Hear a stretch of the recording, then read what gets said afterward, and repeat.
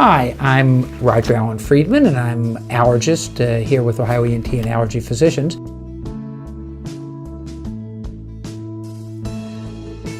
I joined Ohio ENT and Allergy Physicians just 1 year ago.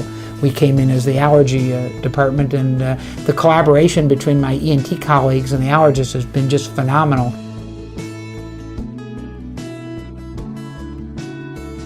I grew up in Cleveland, Ohio.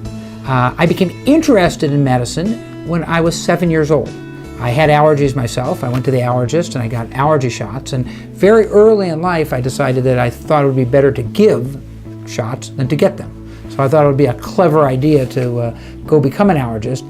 What also happened was that very early in about second, third grade, my teachers recognized that I was very good in math, and they went home to brought my parents in and talked to my parents and said, you know, your son's really good in math.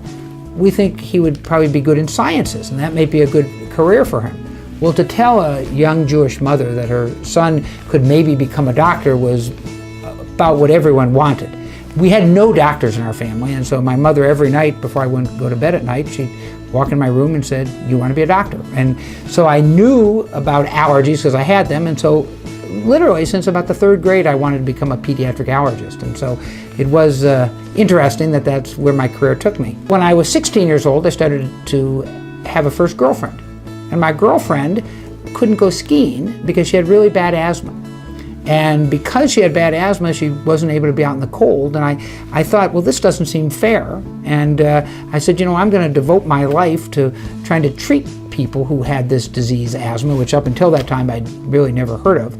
And it was lucky because I ended up marrying that first girlfriend, and we've been married now for 40 years.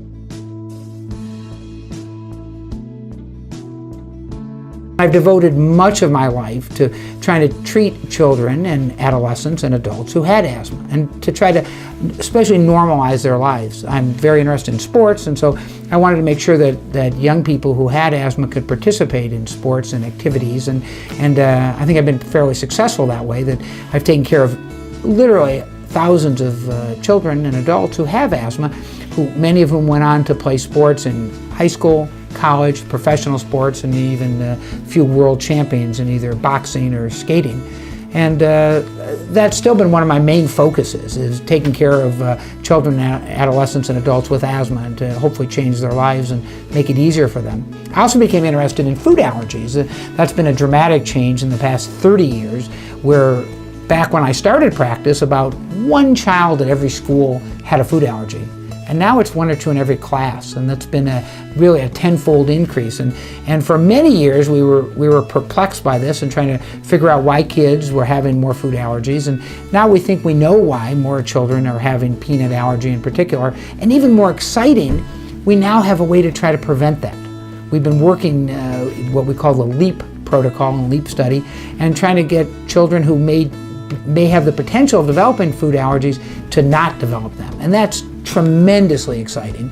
In addition, in the next 3-4 years, we're going to have definitive treatment for food allergies. And so, again, for those kids and adults who have food allergies, we're going to have something to offer them. A third area that was, especially from a patient perspective, I became involved over 35 years ago. I've been in practice for 32 years, and 35 years ago I became involved with a disease called hereditary angioedema. Hereditary angioedema was an often fatal disease, and I was involved in the first study of a preventive agent that could help prevent it, and we dramatically decreased those incidents of fatalities.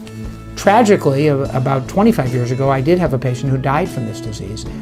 What's so interesting is now, 7 years ago, I was a principal investigator for a treatment of this condition, and it was called C1 esterase inhibitor deficiency, and a new drug called Cinryze, and it was the first approved drug for the treatment of this disease. So now virtually no one should ever die from this again, and that's been a great journey for me, to be able to go from a disease that was often fatal to rarely fatal, and hopefully now never again to be fatal. And so that's very exciting for my patients, and exciting for me professionally. I look forward to all of our patients being able to visit us on our website and to see them in the future, and again to collaborate with our patients and with my ENT colleagues for better care for our children and for our adults.